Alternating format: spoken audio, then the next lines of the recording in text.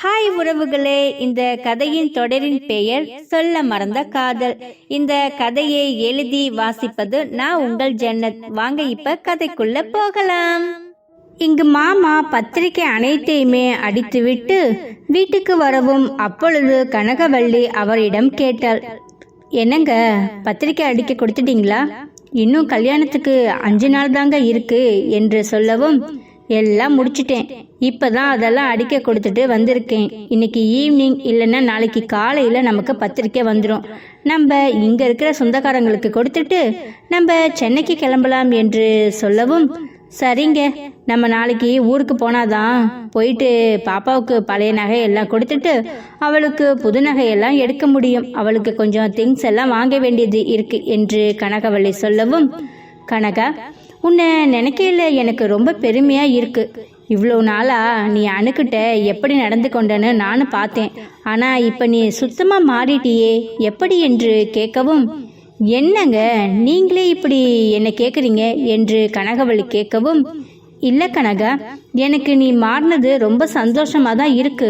ஆனா நீ ஏன் அணுக்கிட்டே இவ்வளோ நாளா நீ வெறுப்பை காமிச்ச, அதுதான் எனக்கு இப்ப கொஞ்சம் டவுட்டா இருக்கு என்று சொல்லி கேட்கவும், நான் அவகிட்ட வெறுப்பு காமிக்கல, ஒரு அம்மாவா கண்டிப்பாக இருந்தேன். அது எல்லாமே உங்க கண்ணுக்கு வெறுப்பா இருக்கிற மாதிரி காமிச்சிருக்கு என்று சொல்லவும், எப்படியோ கனகா, நல்லபடியா அணுவுக்கு கல்யாணம் ஆயிடுச்சுன்னா அது எனக்கு ஒரு பக்கம் சந்தோஷமா இருந்தாலும், அதே மாதிரி நம்ம கார்த்திக்கும் நல்ல விதமா கல்யாணம் ஆகி அந்த பொண்ணு நம்ம வீட்டுக்கு மருமகளா வரணும். அதுதான் எனக்கு இப்ப இருக்கிற சந்தோஷம். என் பையனுக்கு இதே மாதிரி நான் ஓடி ஆடி வேலை செய்யணும், எனக்கு ஆசையா இருக்கு என்று சொல்லவும், என்னங்க இப்படியெல்லாம் பேசுறீங்க?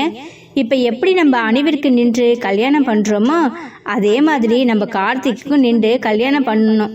நீங்க கவலைப்படாத தேவையே இல்லை என்று சொல்லி கனகவள்ளியும் சுந்தரேசனும் பேசிக்கொண்டிருந்தார்கள்.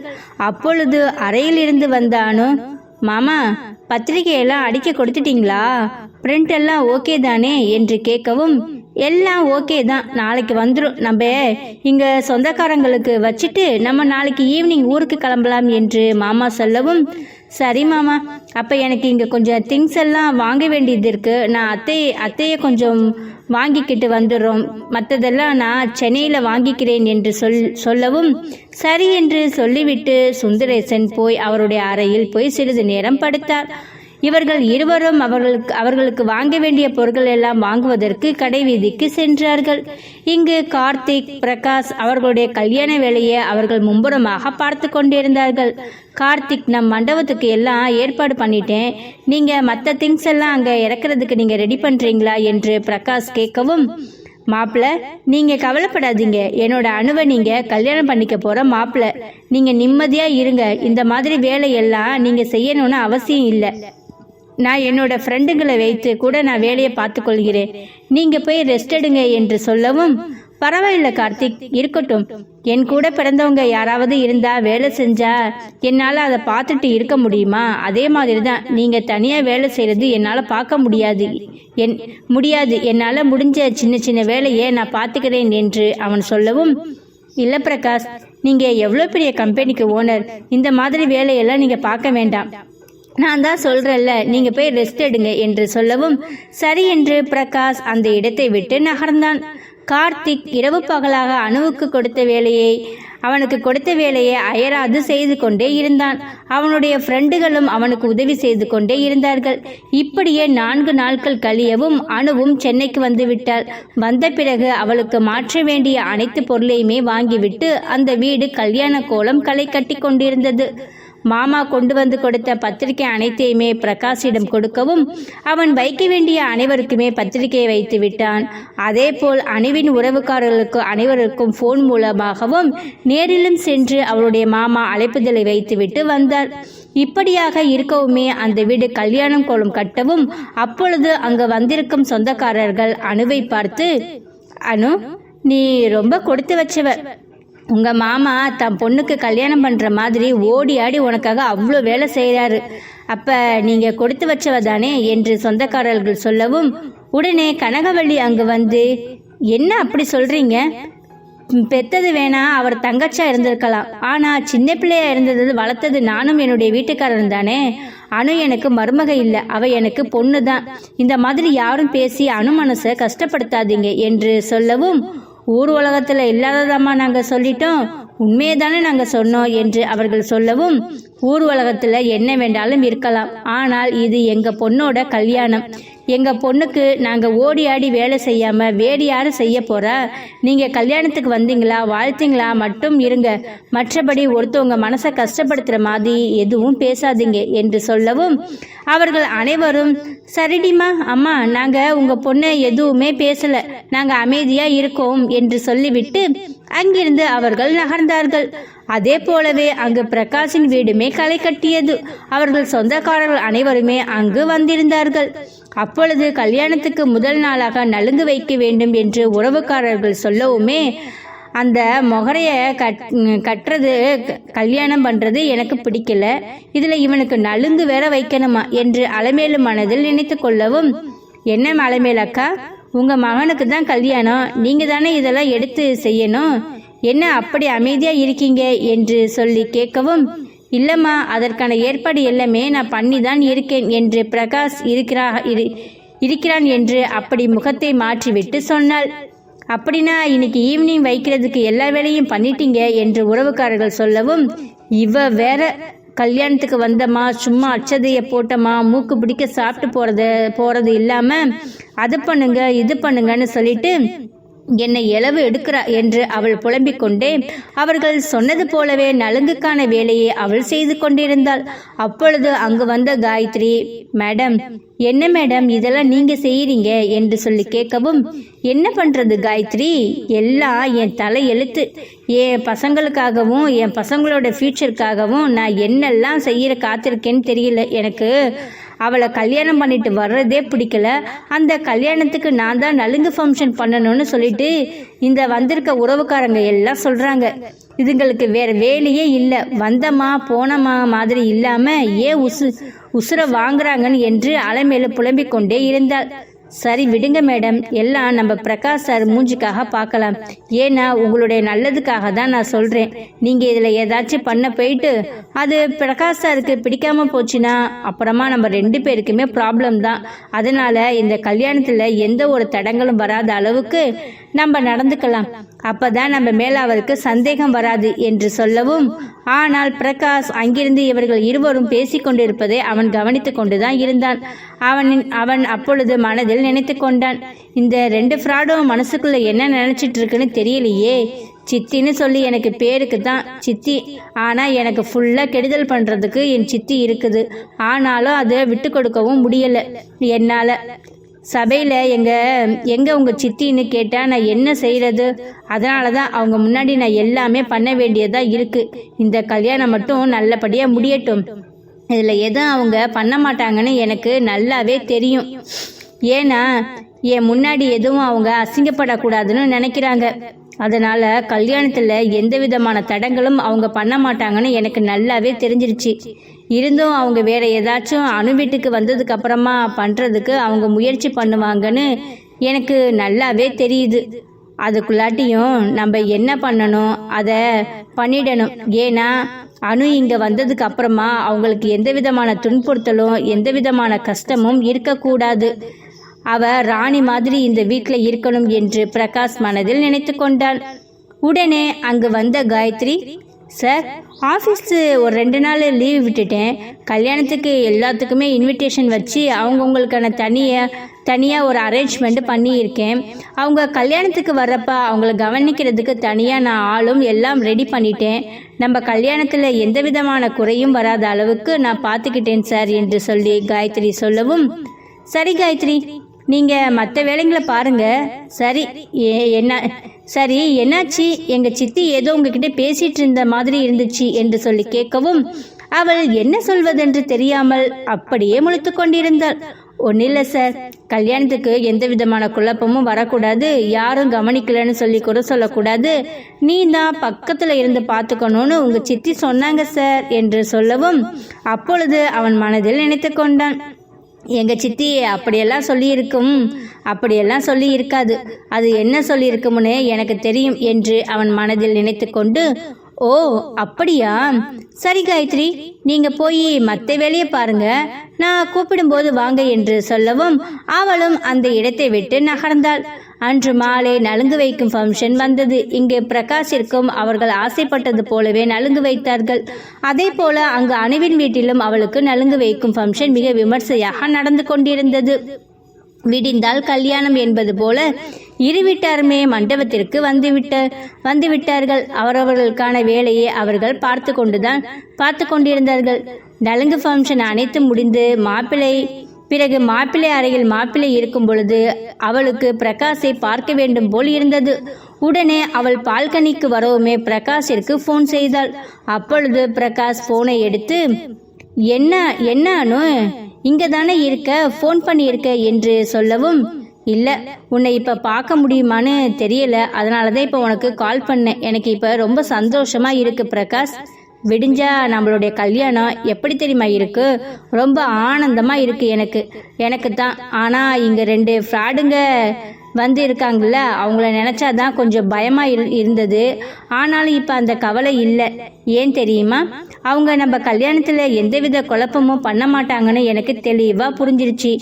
ஏன் பிரகாஷ் அப்படி சொல்கிறீங்க என்று சொல்லி கேட்கவும், இல்லை நான் இப்போ தான் கேள்விப்பட்டேன், எங்கள் சித்தியோட பசங்க ஃபாரின்லேருந்து வராங்களாமா.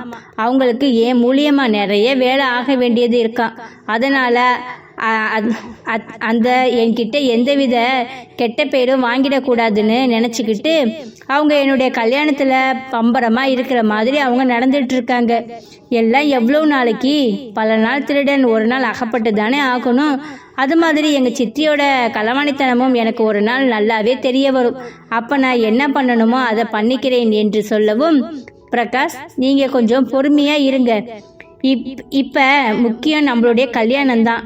அந்த கல்யாணம் நல்லபடியாக முடியட்டும், அதுக்கப்புறமா மற்ற வேலையெல்லாம் நம்ம பார்த்துக்கலாம் என்று அனு சொல்லவும், நீ சொல்கிறதும் சரிதான், ஆனால் ரொம்ப பல்ல கடிச்சிட்டு பொறுமையாக இருக்கேன். அவங்க பண்ணுற ஒவ்வொரு விஷயமுமே எனக்கு கெடுதல் பண்ணுற மாதிரி இருக்குது. ஆனாலும் ஏன் அவங்க இந்த வீட்டுக்குள்ளே வச்சிருக்கேன்னா இந்த கல்யாணத்துக்காக மட்டும்தான். இந்த கல்யாணம் நடந்ததுக்கு அப்புறமா நான் என்ன பண்ணணுமோ அதை நான் பண்ண தான் போகிறேன். ஏன்னா நீ எங்கள் வீட்டுக்கு வந்ததுக்கு அப்புறமா உனக்கு எந்த விதமான கஷ்டமும் வரக்கூடாது. அதுவும் எங்கள் சித்தி மூலியமாக உனக்கு எந்தவித கஷ்டமுமே வரக்கூடாது. உன்னை நான் கண்ணுக்குள்ளே வச்சு பார்த்துப்பேன்னு சொல்லிட்டு உங்கள் மாமா கிட்ட நான் ப்ராமிஸ் பண்ணியிருக்கேன். அதனை என்றைக்குமே நான் செய்யணுங்கிறது என்னோட குறிக்கோளாக இருக்கேன். அதனால் அது எங்கள் சித்தி நம்ம வீட்டுக்குள்ளே வந்தால் நடக்காதுங்கிறது எனக்கு நல்லாவே தெரிஞ்சிருச்சு. அதனால் கல்யாணத்துக்கு அப்புறமா நான் என்ன பண்ணுறேன்னு மட்டும் பார் என்று பிரகாஷ் சொல்லவும், சரி பிரகாஷ், இப்போ சந்தோஷமான விஷயத்தில் எதுக்கு அவங்கள கொண்டாந்து நீங்கள் விட்டு இப்படி பேசிகிட்டு இருக்கீங்க? நீங்கள் ரிலாக்ஸாக இருங்க. எனக்கு உங்ககிட்ட பேசணும் போல் இருந்தது, அதனால தான் கால் பண்ணியிருந்தேன். சரி பிரகாஷ், நீங்கள் ரெஸ்ட் எடுங்க. எனக்கு டயர்டாக இருக்குது, நானும் போய் ரெஸ்ட் எடுக்கிறேன். காலையில் சீக்கிரமாக எந்திரிக்கணும் முகூர்த்தத்துக்கு என்று சொல்லவும், அனு நாளைக்கு நீ என்னுடைய மனைவியாக போகிற தெரியுமா என்று சொல்லி கேட்கவும், ஆமாம் நாளைக்கு நான் உங்கள் மனைவியாகத்தான் போகிறேன், இதில் என்ன சந்தேகம் என்று சொல்லி இருவரும் ரொமான்டிக்காக பேசிக்கொண்டிருந்தார்கள். அது சரியனோ, நாளைக்கு நீ என் மனைவி மட்டும் இல்லை, நாளைக்கு நம்மளுக்கு என்ன தெரியுமா என்று சொல்லவும், போதும் நீங்கள் குரங்கு புத்தி எதையோ யோசிக்குதுன்னு பார்த்தீங்களா? கல்யாணமே இன்னும் ஆகலையா, இன்னும் நீங்கள் கட்ட போகிற தாலி இன்னும் என் கழுத்தில் ஏறல, அதுக்குள்ளாட்டி உங்களுக்கு ரொமான்டிக் மூடுக்கு போயிட்டீங்களா என்று சொல்லி கேட்கவும், ஆமானு உன்னை பார்த்தாலோ எனக்கு அந்த மாதிரி தான் தோணுது என்று சொல்லவும், இன்னும் கொஞ்சம் நான் உங்ககிட்ட பேசிக்கிட்டே இருந்தா உங்களுக்கு என்னென்னவெல்லாம் தோணுது எனக்கு தெரியாது. சரி நான் ஃபோனை வைக்கிறேன் என்று சொல்லிவிட்டு அனு ஃபோனை வைத்தாள். சரி அனு என்று சொல்லிவிட்டு அவனும் ஃபோனை வைத்த பிறகு இருவரும் அவர்களுக்குள் பேசிய ஊடலை நினைத்து அவர்கள் சந்தோஷமாக இருந்தார்கள். அப்படியே பிரகாஷும் அனுவும் உறங்கினார்கள். அடுத்த நாள் காலை முகூர்த்தத்திற்கு அணுவை 4 மணிக்கு எழுப்பி குளித்து அவளுக்கு அலங்காரம் செய்து கொண்டு இருந்தார்கள். அவளுக்கு அத்தை கொடுத்த நகை அனைத்தையுமே மாற்றி அவளுக்கு புதிதாக நகையும் அவர்கள் ரெடி செய்து அந்த நகையை அவளுக்கு அணிவித்ததுமே அனு ஒரு தேவதை போல காட்சி அளித்தாள். அப்பொழுது கனகவள்ளி அங்கு வந்து அணுவை பார்க்கவும் அவளுக்கு கண்கள் கலங்கி அணுவை கட்டிப்பிடித்து கொண்டாள். சுந்தரேசன் அங்கு வரவும் அவனும் அணுவை பார்த்து கண் கலங்கினார். அப்பொழுது அணுவை பார்த்து, அப்படியே நீ என் தங்கச்சி மாதிரி இருக்க. உங்க அம்மா கல்யாணத்தப்ப இப்படிதான் இருந்தா, எவ்வளவு அழகா இருந்தா தெரியுமா? அதே மாதிரி நீ இருக்க. என் தங்கச்சியை உன் மூலியமா பார்க்கறதுன்னு நினைக்கும் போது எனக்கு ரொம்ப சந்தோஷமா இருக்குமா என்று மாமா கண் கலங்கவும், அங்கு கார்த்திக் வந்து, அம்மா அப்பா ஏன் இப்ப நீங்க 2 பேரும் கண் கலங்கிட்டு இருக்கீங்க? நம்ம அணு நம்மளை விட்டு எங்கேயும் போக போறது இல்லை, இங்க பக்கத்துல தான் இருக்க போற, நீங்க கவலைப்படாம இருங்க என்று சொல்லவும், அப்பொழுது நம்ம பிரியாவோட சொந்தக்காரர்களும் அவங்க அம்மா அப்பாவும் வந்திருக்காங்க என்று சுந்தரேசனிடம் கார்த்திக் சொல்லவும், அப்படியா அப்பா இதுவரை என்று சொல்லி உடனே அங்கு சென்று பிரியாவின் அம்மாவையும் அப்பாவையும் வாங்க வாங்க என்று சுந்தரேசன் வரவேற்கவுமே அவர்களும் மிகவும் மகிழ்ச்சியாகி விட்டார்கள். கல்யாணத்துக்கு முன்னதாகவே சம்மந்தி நம் மீது இவ்வளவு பாசம் வைத்து வரவேற்கிறார் என்று அவர்கள் நெகிழ்ந்தே போனார்கள். இப்படியே அனுப்பிரகாஷின் கல்யாண நிகழ்வு அங்கு களை கட்டி கொண்டிருந்தது. சிறிது நேரத்தில் முகூர்த்தமும் நெருங்கி கொண்டிருந்தது. அப்பொழுது ஐயர் மாப்பிள்ளையை அழைத்து வாருங்கள் என்று சொல்லவுமே அழகாக பட்டு வேட்டி பட்டு சட்டை போட்டு அங்கு வந்து அமரவுமே அவனுடைய கழுத்தில் சுந்தரேசன் மாலையை அணிவித்தார். மாப்பிள்ளை கையில் பிரகாஷ் மிகவும் அழகாக இருந்தான். அவனுக்கு நிகராகவே அவனுமே அழகாக இருந்தான். அப்பொழுது ஐயர் பெண்ணை அழைத்து வாருங்கள் என்று சொல்லவுமே அங்கு தங்கச்சிலை போல் அணுக்களத்தில் மாலையோடு நடந்து வருவதை பார்த்த பிரகாஷ், என்னுடைய அணு அப்படியே தங்கச்சிலை போல் இருக்காள் என்று அவன் மனதில் நினைத்து கொண்டான். அப்பொழுது அலமேலும் காயத்ரியும் அங்கு நின்று கொண்டு பேசிக் கொண்டிருந்தார்கள். மேடம், எங்கேயோ கிராமத்தில் பிறந்து கிராமத்தில் வளர்ந்தவளுக்கு இப்போ வாழ்வு பார்த்தீங்களா? அதான் பழமொழி சொல்லுவாங்க, விளக்கமத்துக்கு பட்டு கொஞ்சம் மாதிரி ஒரு புடவையை கட்டிக்கிட்டு வரவுமே உங்கள் பையன் பிரகாஷ் அப்படியே வாயை பொழந்து பார்த்துட்டு இருக்காரு என்று காயத்ரி சொல்லவும், அவன் எப்படிதான் அவகிட்ட மயங்கினானோ எனக்குமே இன்னும் தெரியல. ஏதோ சொக்குப்பொடி போட்டு தான் என் பையனை மயக்கிட்டேன். சரி விடு, இதுக்கப்புறமா நம்ம பேசி ஒன்றும் ஆக போறதில்லை. கல்யாணம் இன்னும் கொஞ்ச நேரத்தில் நடக்க போகுது, நம்ம ஃபர்ஸ்ட் கல்யாணத்தை பார்ப்போம் என்று அலமேலு சொல்லவும், காயத்ரிக்கு உள்ளுக்குள் சிறிது வலித்தாலும் தனது காதல் நிறைவேறவில்லை என்று அவள் நினைத்தாலும், ஆனாலும் ஒரு பக்கம் அலமேலு பையனை நினைத்து அவள் சந்தோஷம் கொண்டாள். இன்று அலமேலு காயத்ரியை தலையில் தூக்கி வைத்து கொண்டாடும் அலமேலு நாளை அவனது பையனை அவள் காதலித்து திருமணம் செய்ய நினைக்கும் போது காயத்ரியை என்ன விதமாக பார்ப்பார் என்று பொறுத்திருந்துதான் நாம் பார்க்கணும். இங்கு கோலாகலமாக அனுப்பிரகாஷின் திருமணம் வெகு விமர்சையாக நடந்து முடிந்தது. அணுக்களத்தில் பிரகாஷ் தாலி கட்டவுமே அங்கு கூடியிருந்த அனைவருமே அவர்களுக்கு அர்ச்சனை தூவி அவர்களை மனதார வாழ்த்தினார்கள். அங்கிருந்த பெரியோர்கள் சிறியோர்கள் அனைவருடைய ஆசீர்வாதமும் அணுவுக்கும் பிரகாஷுக்கும் இருக்க கிடைத்தது. அணுவின் கழுத்தில் தாலி ஏறவுமே கனகவள்ளியும் சுந்தரேசனும் கண் கலங்கிவிட்டார்கள். அப்பொழுது பக்கத்தில் இருந்த கார்த்திக் அவர்கள் இருவரையும் ஆறுதல் படுத்தினான். உடனே திருமணம் முடிந்த பிறகு எழுந்து ஐயர் சொன்ன அனைத்து விஷயங்களையுமே செய்து முடித்த பிறகு பெரியவர்கள் காலில் நமஸ்காரம் வாங்கிக் கொள்ள வேண்டும் என்று சொல்லவும், இனிதே பிரகாஷின் அணுவின் திருமணம் நல்ல விதமாக நடந்து முடிந்துவிட்டது. இனிமேல் பிரகாஷ் எடுக்கப்படும் முடிவு என்ன? அவன் சொன்னது போல அணுவை அந்த வீட்டில் ராணி போல வைத்துக்கொள்ள நினைக்கின்றானா? அலமேலுவை அவன் என்ன செய்ய போகிறான்? பிரகாஷின் முடிவு என்ன விதமான மாற்றத்தை கொடுக்க போகிறது என்று நாம் பொறுத்திருந்து தான் பார்க்கணும். எப்ப தெரியுமா? நெக்ஸ்ட் எபிசோட்ல பார்க்கலாமா? இந்த கதை பிடிச்சிருந்துச்சுன்னா இந்த கதைக்கு ஒரு லைக் அண்ட் ஷேர் கொடுத்துட்டு மறக்காம நம்மளுடைய சேனலை நீங்க சப்ஸ்கிரைப் பண்ணிக்கோங்க. இந்த கதையோட நெக்ஸ்ட் எபிசோட் நாளைக்கு பார்க்கலாம். தேங்க்யூ.